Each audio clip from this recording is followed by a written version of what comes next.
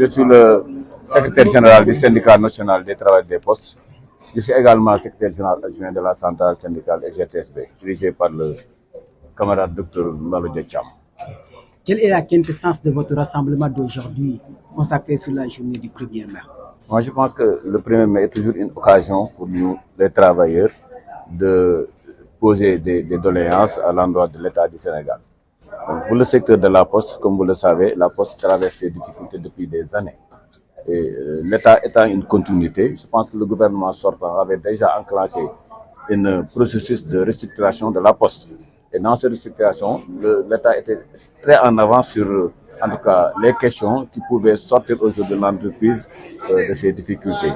Il y avait entre autres points qui ont été déjà retenus, donc la recapitalisation de la Poste.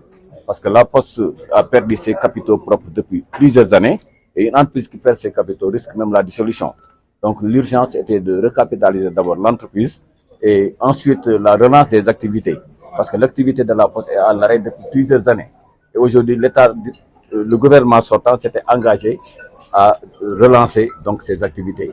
Il y avait également la reconstruction des avoirs des tiers.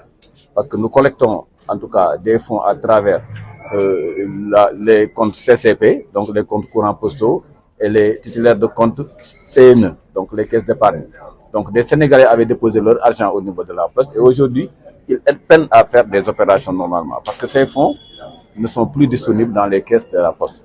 Donc l'État s'était engagé à reconstituer ces fonds-là qui pouvaient nous permettre quand même aux Sénégalais d'abord de faire leurs opérations normalement, mais aussi de pouvoir maintenir cette clientèle qui était important. L'autre élément, c'était nous, en tant que syndicat, nous reconnaissons qu'à un moment donné, quand même, il y avait un abus sur les recrutements au niveau de la Poste.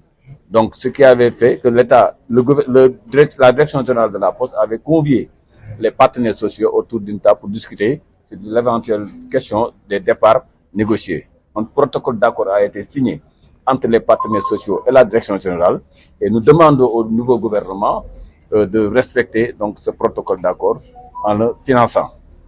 Nous saisissons l'occasion aussi pour dire au nouveau gouvernement d'aider la Poste parce que l'actuel président, quand il était candidat au présidentiel de 2024, il avait mis dans son programme en tout cas les difficultés de la Poste et il s'était engagé une fois élu quand même d'apporter des solutions urgentes pour sortir la Poste de ces difficultés.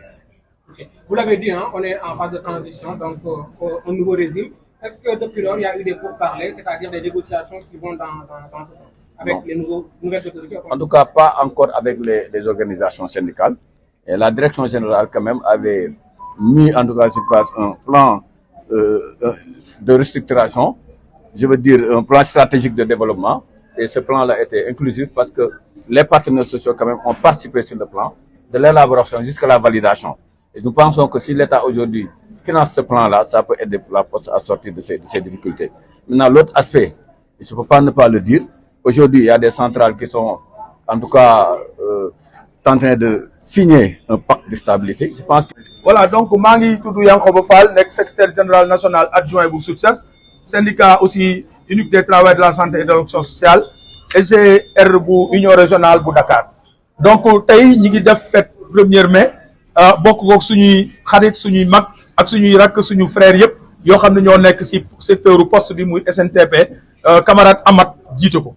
Donc nag tey fête du travail la te bu ñu nee fête du travail dañ koy wax ni travailleurs yi dañuy feetu ci douleur ndaxte li tax ñuy feetu ci douleur mooy que ni dañuy ñaxtu rek tout le temps pour bëgg seeni conditions de travail mu gën a améliorer wu gën a baax gën a ñoŋ gën a jëm ci kanam pour que ñoom ñu mun a génne ay produits yoo xam ne produits yu baax la yoo xam ne dina mun a servir la population sénégalaise.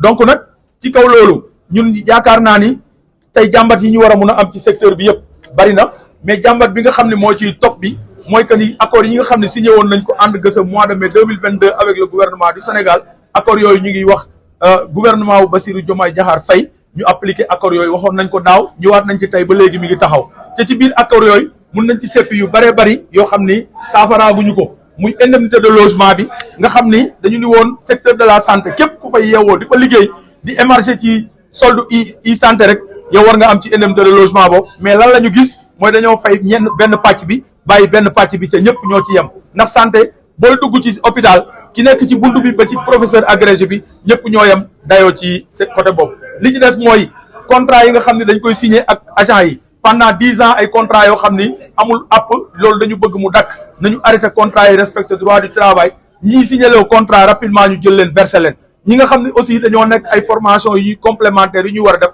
ñu lijjanti ko hôpitaux yi aussi seen statut bi ñu def ko pour que ñoom ñu mën a nekk dans de meilleures conditions donc am na point yu bari yoo xam ni mi ngi ci manifeste bi dañ ko étaler mais loolu daal mooy li nga xam ni mooy suñu préoccupation